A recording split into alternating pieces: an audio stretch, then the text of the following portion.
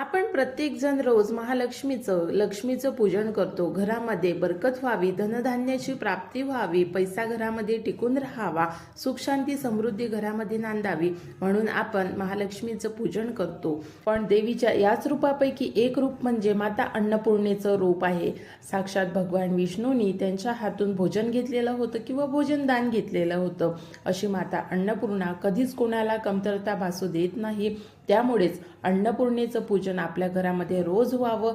अन्नपूर्णा माता आपल्या घरामध्ये बरकत देते म्हणून अन्नपूर्णेचं पूजन प्रत्येकाने रोज आपल्या घरामध्ये करावं. अन्नपूर्णेचं पूजन कसं करतात, अन्नपूर्णा देवीचं महात्म्य काय आहे आणि अन्नपूर्णा देवीची जर तुम्ही कथा ऐकली नसेल तर नक्कीच आपल्या चॅनलवरती लॉंग व्हिडिओ आहे, तो व्हिडिओ बघा. तुम्हाला अन्नपूर्णा मातेचा चमत्कार आणि अन्नपूर्णा मातेची कृपा कशी होते ते समजून येईल. घरामध्ये कधीच कोणत्या गोष्टीची कमतरता भासू नये यासाठी अवश्य अन्नपूर्णेचं पूजन करा.